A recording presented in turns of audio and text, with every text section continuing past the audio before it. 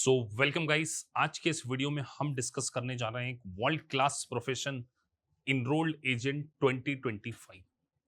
देखिए, यूएस के टैक्स का हाईएस्ट डेजिग्नेशन आप अगर करने जा रहे हैं तो आपके मन में बहुत सारे क्वेश्चन होंगे कि सर क्या ये कोर्स हमारे लिए बेनिफिट होगा या नहीं होगा, कितना डिफिकल्ट हो सकता है और इसकी पूरी प्रोसेस क्या होगी, किस प्रकार की जॉब लगेगी, क्या पैकेजेस हो सकते हैं। ऐसे बहुत सारे क्वेश्चन। और क्या हमारे करियर में हमें इस कोर्स को करना चाहिए या किसी और कोर्स को करना चाहिए, आपके ऐसे फ्रीक्वेंटली आस्क्ड क्वेश्चन का आंसर आज के इस वीडियो में देने जा रहे हैं। तो एक एक करके हम चीजों को समझेंगे। सबसे पहले हमें ये समझना है कि इनरोल्ड एजेंट एक टैक्स का, प्योरली टैक्स का प्रोफेशन है। और इस टैक्स की प्रोफेशन की जो डिमांड है वो बहुत ज्यादा बढ़ चुकी है। यूएस टैक्सेशन की डिमांड आज आप स्पेसिफिकली देखिए, कितने सारे नए स्टार्टअप गुजरात में, लखनऊ में, मतलब, लेकिन अगर हम मेट्रो सिटी से कंपेयर करें तो इंदौर है, जयपुर है, लखनऊ है, यहां पर भी सीपीए फॉर्म ओपन हो रही है। और मेट्रो सिटी में तो इसकी डिमांड बढ़ती ही जा रही है। उसके बाद बिग फोर में देखा जाए तो काफी डिमांड है। सो इसका सबसे बड़ा रीजन है अमेरिका से आउटसोर्स होकर आने वाला वर्क। अब एक एनरोल्ड एजेंट को यूएस में हायर करना हो तो $50,000 की पेमेंट करनी पड़ती है। और वही वर्क अगर इंडिया में आउटसोर्स हो जाए तो 7 to 8 लाख में हो जाता है yearly. So that's why companies अपने काम को क्या करती हैं, आउटसोर्स कर देती है।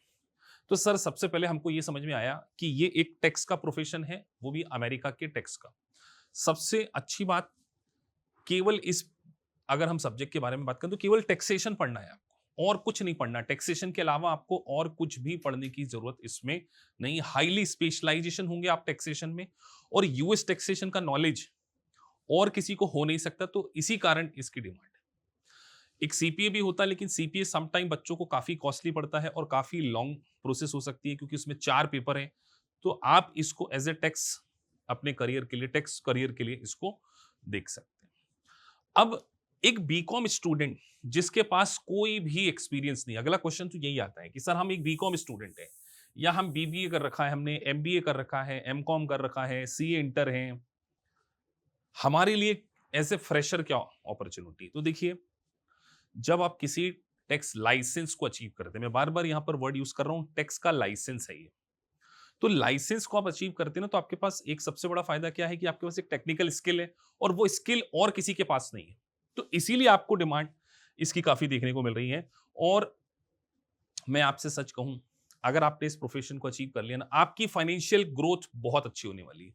आप सोचिए, एक बीकॉम स्टूडेंट या एक सीए इंटर का स्टूडेंट क्या करता है, या एमकॉम स्टूडेंट किसी सीए फॉर्म को ज्वाइन कर रहे हैं, आप अकाउंटिंग फॉर्म को ज्वाइन कर रहे हैं, कितनी सैलरी मिलती है आपको स्टार्टिंग में? 20,000, उन्हें हायर साइड 30,000।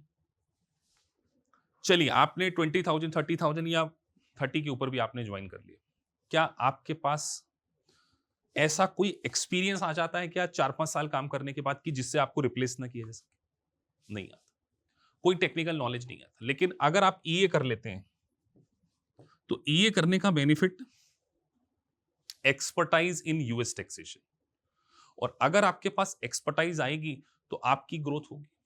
तो मैं इसीलिए कह रहा हूं कि एक फ्रेश ग्रेजुएट को तो डेफिनेटली इसके बारे में सोचना चाहिए। अब क्या क्या प्रोफाइल हो सकती है, देखिए, एक टैक्स एडवाइजर की प्रोफाइल होती है, वो सबसे टॉप लेवल की, 5 ईयर प्लस अगर आपका एक्सपीरियंस हो गया, इस प्रोफाइल पे आप पहुंच गए, आपका जो पैकेज है वो 35 to 40 हो सकता है। 5 to 7 ईयर टैक्स एडवाइजर, एक टैक्स रिटर्न प्रिपेयर की प्रोफाइल होती है, जहां पर आप एज ए स्टार्टिंग जब स्टार्ट करते हैं 7 to 8 लाख आपको यहाँ पे मिल जाए। टैक्स कंप्लायंसेस होते हैं। और एक और प्रोफाइल होती है वो इंटरनेशनल टैक्सेशन की। अगर आप अदर कंट्रीज के टैक्सेशन का नॉलेज अचीव कर लेते हैं, साथ में यूएस टैक्सेशन का, जिसमें कई बार मैं दुबई टैक्सेशन के बारे में बात कर रहा हूं, दुबई के कॉर्पोरेट टैक्सेशन में बहुत अच्छी प्रोफाइल हो सकती है। अब सर बिग फोर में क्या पैकेज होता है, कई बच्चों का क्वेश्चन है। बिग फोर अगर आपको हायर करती है तो वो 10 लाख प्लस के पैकेज पे हायर करती है। और कई ऐसे कैंडिडेट हैं जो आज बिग फोर में काम कर रहे हैं, उनका प्रमोशन ड्यू है।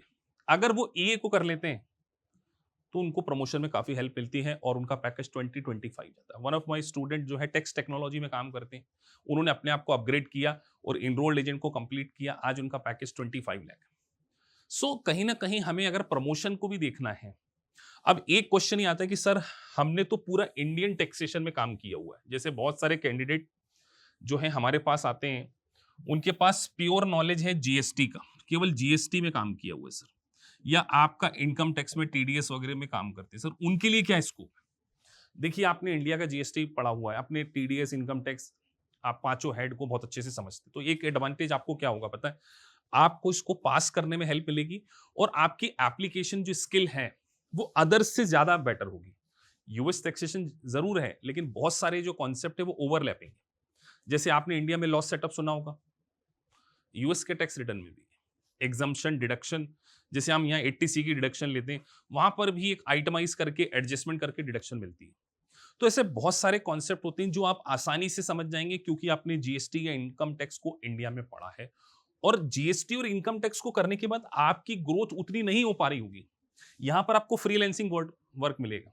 आप जाकर देखिए कि कितनी अच्छी प्रोफाइल है। और एक यूएस का क्लाइंट, एक होता है हाई, मैं आपको एक प्रोफाइल बता रहा हूं, कई लोग क्या करते हैं अपनी खुद की आउटसोर्सिंग फर्म स्टार्ट करते हैं, उसमें वो 10 to 15, मतलब आपका टारगेट होना चाहिए कि स्टार्टिंग में आपको 4 to 5 हाई नेटवर्थ वाले क्लाइंट मिल जाए, जिनका अगर नेटवर्थ 5 CR 10 CR के अबव है, तो अगर वो यूएस में जब टैक्स कंप्लायंस करवाते हैं तो उनको काफी कॉस्टली पड़ता है। इसीलिए कई बार वो क्या करते हैं, अपने काम को इंडिया में आउटसोर्स करते हैं। और अगर आपको ऐसे 4-5 क्लाइंट मिल गए, आप सोचिए अभी एक चार्टर्ड अकाउंटेंट, आप आपकी इंडियन प्रैक्टिस कर रहे हैं, साथ में आप आपकी इंटरनेशनल प्रैक्टिस को भी स्टार्ट कर सकते हैं। तो बीइंग ए सीए भी मैं आपको कहूंगा कि आपके लिए ये कोर्स बहुत अच्छा हो सकता है अगर आप अपनी प्रेजेंस को ग्लोबल लेकर जाना चाहते हैं। मैंने देखा है कई इंडियन चार्टर्ड अकाउंटेंट जिनको 2 साल 3 साल का एक्सपीरियंस है, बट स्टिल वो 20 लाख को अर्न नहीं कर पा रहे।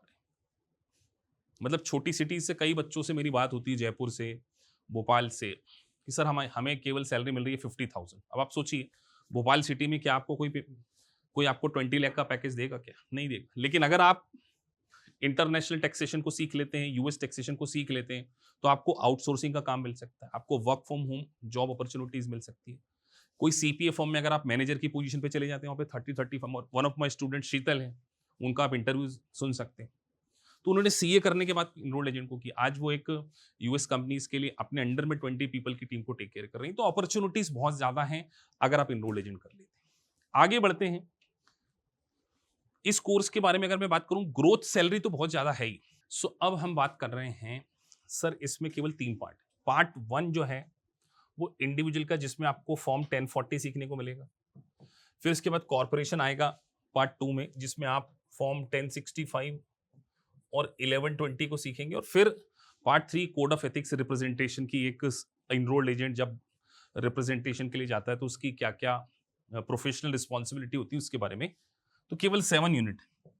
तो आप देख रहे हैं एक बड़ी किताब को 3 भागों में बांट दिया गया, जिसमें आप एक इंडिविजुअल पढ़ेंगे, सेकेंड आप कंपनी के बारे में पढ़ेंगे, और रिप्रेजेंटेशन। तो 3 पार्ट्स में आपको पढ़ना एक ही सब्जेक्ट को, और वो भी एमसीक्यू बेस्ड एग्जामिनेशन। सो ज्यादा कंटेंट नहीं है, एप्लीकेशन। तो अगर आप 2025 में किसी ऐसे करियर को देख रहे हैं जो आपसे जल्दी हो जाए, लेस अमाउंट ऑफ इन्वेस्टमेंट देखिए अगर हम अदर कोर्सेज को कंपेयर करें, 4 लाख 5 लाख का आप इन्वेस्टमेंट करते हैं, आप एक मीडियोकर कॉलेज से एमबीए करते हैं, क्या वहां पर आपको जॉब का गारंटी है? क्या आप 5 लाख रुपए का इन्वेस्टमेंट करने के बाद इस बात के लिए अश्योर हो सकते हैं कि हम 5 to 6 लाख अर्न कर लेंगे? लेकिन इनरोल्ड एजेंट को करने के बाद एक बीकॉम ग्रेजुएट, एक फ्रेश ग्रेजुएट भी 5 to 6 lakh very easily achieve कर लेता है। तो आप सोचिए कितने सारे लोग बीकॉम के बाद एमबीए कर रहे हैं, एमकॉम कर रहे हैं, but still they are not getting good job. लेकिन इनरोल्ड एजेंट करने के बाद विद इन 2 to 3 मंथ में आपको बहुत अच्छी जॉब मिल सकती है।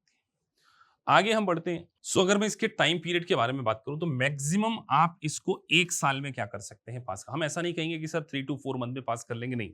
यूएस के टैक्स का लाइसेंस आपको मिल रहा है, 3-4 महीने में आपने फटाफट पढ़ा और आपने इसको पास कर लिया, तो एक क्रेडेंशियल है जो कि आपको प्रोफेशनल डेजिग्नेशन देता है। और मैं अपने बहुत सारे वीडियो में कह चुका हूं कि आपका टारगेट जीवन में एक प्रोफेशनल डिग्री को अचीव करना होना चाहिए। देखिए अगर आप एक बीकॉम स्टूडेंट हैं, आपने एमकॉम कर रखा है, या आप बीबीए कर रखे हैं, क्या ये एक टेक्निकल नॉलेज की गारंटी है?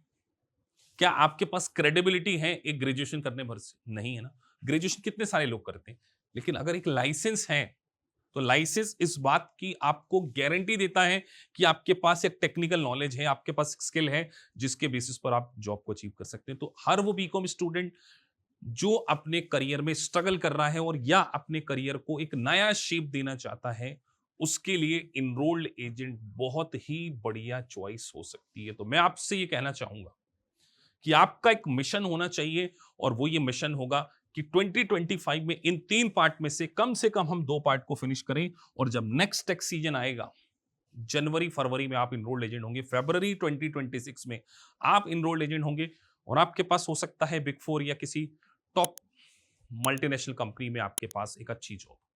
तो मिलते हैं आपसे लाइव मेंटोरशिप सेशन में। आप हमारे रिजल्ट को देख सकते हैं, कितने सारे बच्चों का प्लेसमेंट हुआ है। सो डेफिनेटली 2025 में आपको अगर इनरोल एजेंट को चूज करना चाहिए, जिससे कि आप अपने करियर को एक शेप दे सके। सो मिलते हैं फिर किसी वीडियो में। Thank you for watching this video. Thank you very much.